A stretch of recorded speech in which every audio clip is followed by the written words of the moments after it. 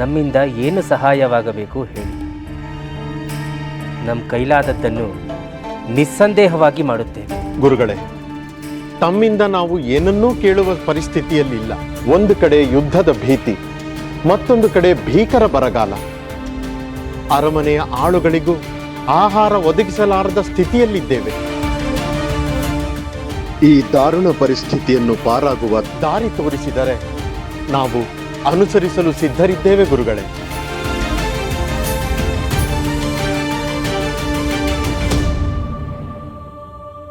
ಚಿಂತಿಸಬೇಡಿ ಮಹಾರಾಜರೇ. ಶ್ರೀ ಹರಿವಾಯು ಗುರುಗಳ ಕೃಪೆಯಿಂದ ನಿಮ್ಮ ಎಲ್ಲ ಸಮಸ್ಯೆಗಳು ಪರಿಹಾರವಾಗುತ್ತವೆ. ಶ್ರೀನಿವಾಸಾಚಾರ್ಯರೇ, ಗುರುಗಳೇ, ವೆಲ್ಲೂರಿನ ಸರದಾರರು, ಮಧುರೈನ ದೊರೆಗಳು, ಮೈಸೂರಿನ ಅರಸರು, ಹಾಗೆ ಬಿಜಾಪುರದ ಸುಲ್ತಾನರಿಗೆ ನಾವು ಹೇಳಿದೆವೆಂದು 4 ನಿರೂಪಗಳನ್ನು ಸಿದ್ಧಪಡಿಸಿ ಮತ್ತು ಆದಷ್ಟು ಬೇಗ ಅವರಿಗೆ ಅದನ್ನು ತಲುಪಿಸುವ ವ್ಯವಸ್ಥೆ ಮಾಡಿ. ಅಪ್ಪಣೆ ಗುರುಗಳೇ.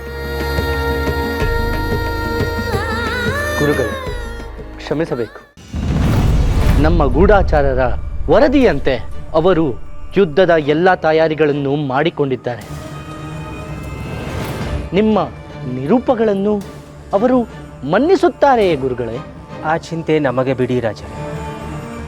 ಮೂಲರಾಮ ಎಲ್ಲವನ್ನೂ ನೋಡಿಕೊಳ್ಳುತ್ತಾರೆ.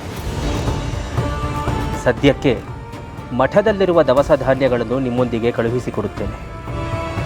ಅತಿ ಕಷ್ಟದಲ್ಲಿರುವವರ ಜೀವವನ್ನು ಉಳಿಸುವ ಕೆಲಸವನ್ನು ಅದರಿಂದ ಮಾಡಿ. ನಾವು ಸಂಚಾರಕ್ಕೆ ಹೊರಟು ತಂಜಾವೂರಿಗೆ ಬರುತ್ತೇವೆ. ಅಲ್ಲಿಗೆ ಬಂದ ನಂತರ ಮುಂದೇನು ಎಂದು ಆಲೋಚಿಸೋಣ. ಗುರುಗಳು ಅನ್ಯತಾ ಭಾವಿಸಬಾರದು. ಮಹಾರಾಜನಾದವನು ಮಠಕ್ಕೆ ದತ್ತಿ ದಾನ ಕೊಡಬೇಕೇ ಹೊರತು ಮಠದ ಸ್ವತ್ತನ್ನು ಸ್ವೀಕರಿಸಬಾರದು. ಹಾಗೆ ಭಾವಿಸಬೇಡಿ ನಾಯಕರೇ. ಕಷ್ಟದಲ್ಲಿರುವ ಪ್ರಜೆಗಳ ಉಪಯೋಗಕ್ಕೆ ಬಾರದ ಸಂಪತ್ತು ಯಾರ ಬಳಿ ಇದ್ದರೂ ವ್ಯರ್ಥವೇ.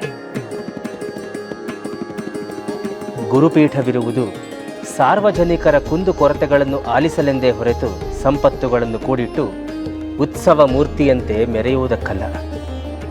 ಸಂಕಷ್ಟ ಕಾಲದಲ್ಲಿ ನೀವು ಸಂಕೋಚ ಪಡಬಾರದು. ನಿಮ್ಮೊಂದಿಗೆ ನಮ್ಮವರ ಬಂಡಿಗಳು ಹೊರಡುತ್ತವೆ. ಭೋಗೇಂದ್ರಾಚಾರ್ಯರೇ,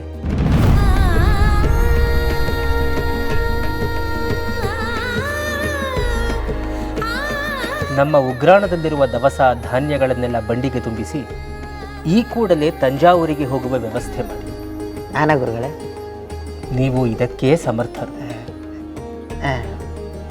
ಆಗಲಿ ಗುರುಗಳೇ.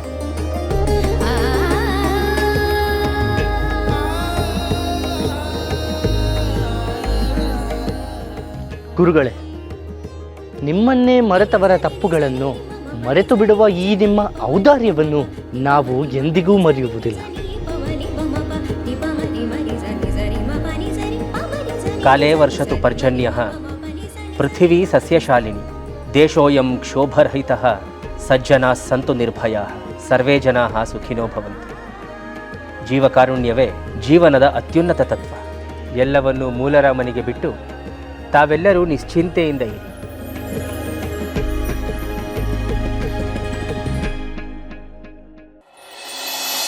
ಪ್ರಭು, ಗುರುಗಳು ಕಳಿಸಿದ ದವಸ ಧಾನ್ಯಗಳಿಂದ ಅರಮನೆಯ ಪರಿಸ್ಥಿತಿ ಸ್ವಲ್ಪ ಸುಧಾರಿಸುತ್ತಿದೆ ಮಹಾಪ್ರಭು. ಗುರುಗಳು ಆಗಮಿಸಿದರೆ ನಮ್ಮ ಕಷ್ಟಗಳನ್ನು ಪರಿಹರಿಸುವ ಮಾರ್ಗಗಳನ್ನು ಸೂಚಿಸಬಹುದು ಅಂದುಕೊಂಡಿದ್ದೇವೆ. ಪರಿಹಾರೋಪಾಯಗಳಿಗಿಂತಲೂ ಈಗ ಆತಂಕವಿರುವುದು ಶತ್ರು ರಾಜರ ಆಕ್ರಮಣದ ಬಗ್ಗೆ. ಮಂತ್ರಿಗಳೇ, ಗುರುಗಳು ಆರ್ಥಿಕವಾಗಿ ಸಹಾಯ ಮಾಡಬಹುದು, ನೈತಿಕವಾಗಿ ಧೈರ್ಯ ತುಂಬಬಹುದು, ಆದರೆ ರಾಜತಾಂತ್ರಿಕವಾಗಿ ಏನು ಸಹಾಯ ಮಾಡಬಲ್ಲರು? ಛೆ, ಅದನ್ನು ಅವರಿಂದ ನಿರೀಕ್ಷಿಸಲು ಸಾಧ್ಯವೇ ಇಲ್ಲ. ಗುರುಗಳು ರಾಜ್ಯಕ್ಕೆ ಆತಂಕವಿಲ್ಲವೆಂದು ಅಭಯ ನೀಡಿದ್ದಾರೆ. ಅವರನ್ನು ನಂಬೋಣ. ನಂಬುವುದು ಸರಿ ಮಹಾರಾಣಿ, ಆದರೆ ಯುದ್ಧದಂತಹ ಸನ್ನಿವೇಶವನ್ನು ಆಧ್ಯಾತ್ಮಿಕ ಗುರುಗಳ ಹೆಗಲಿಗೆ ಹೊರಿಸಿ ನಿರಾಳವಾಗುವುದು ನಮ್ಮ ಪಲಾಯನವಾಗುವುದಿಲ್ಲವೇ? ನಿಜ ಪ್ರಭು, ಆದರೆ ನಾವು ಈಗ ಏನು ಮಾಡುವ ಪರಿಸ್ಥಿತಿಯಲ್ಲಿದ್ದೇವೆ? 4 ರಾಜ್ಯಗಳ ಸೈನಿಕರು ಮುತ್ತಿಗೆ ಹಾಕಿದರೆ ತಡೆಯುವ ಶಕ್ತಿ ನಮಗಿದೆಯೇ? ಆದರೆ ಸೈನ್ಯಕ್ಕಿಲ್ಲದಿರುವ ಶಕ್ತಿ ಆಧ್ಯಾತ್ಮಕ್ಕಿದೆ. ನಮಗೀಗ ಶ್ರೀ ರಾಘವೇಂದ್ರ ಗುರುಗಳೊಬ್ಬರೇ ಆಧಾರ. ಅವರ ಶಕ್ತಿಯನ್ನು ನಂಬದ ಹೊರತು ಅನ್ಯ ಮಾರ್ಗವೇ ಇಲ್ಲ. ನಾವು ಕಾಯ ವಾಚ ಮನಸ ಅವರಿಗೆ ಶರಣಾಗೋಣ. ಅವರು ಹಾಲಲ್ಲಾದರೂ ಹಾಕಲಿ, ನೀರಲ್ಲಾದರೂ ಹಾಕಲಿ.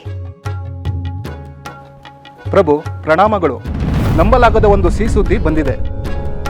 ನೀರಲ್ಲಿ ಮುಳುಗುವವನಿಗೆ ಹುಲ್ಲು ಕಡ್ಡಿಯೂ ಹಗ್ಗವೇ ಇರಲಿ. ಏನದು? 4 ದಿಕ್ಕಿನಿಂದ ರಾಜ್ಯಕ್ಕೆ ಮುತ್ತಿಗೆ ಹಾಕಲು ಸಂಚು ರೂಪಿಸಿದ್ದ ಮಧುರೆ, ವೆಲ್ಲೂರು, ಮೈಸೂರು, ಬಿಜಾಪುರದ ಅರಸರು ಯುದ್ಧದಿಂದ ಹಿಂದೆ ಸರಿದಿದ್ದಾರೆ ಎಂಬ ಸುದ್ದಿ ಬಂದಿದೆ.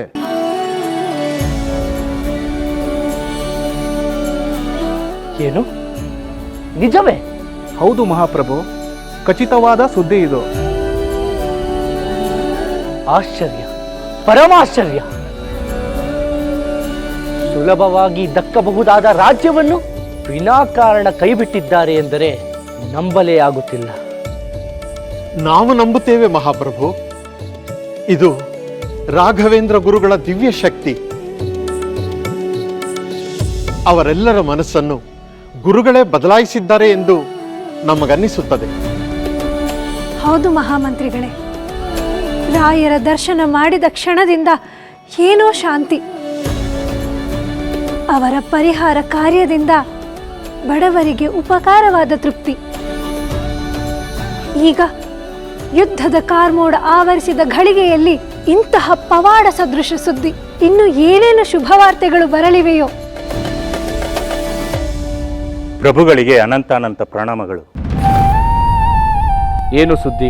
ಕುಂಭಕೋಣ ಮಠದ ಶ್ರೀ ಶ್ರೀ ಶ್ರೀ ರಾಘವೇಂದ್ರ ಯತಿವರ್ಯರು ತಂಜಾವೂರಿನ ಕಡೆ ಪ್ರಯಾಣ ಬೆಳೆಸಿದ್ದಾರೆ ಎಂಬ ಸುದ್ದಿ ಬಂದಿದೆ.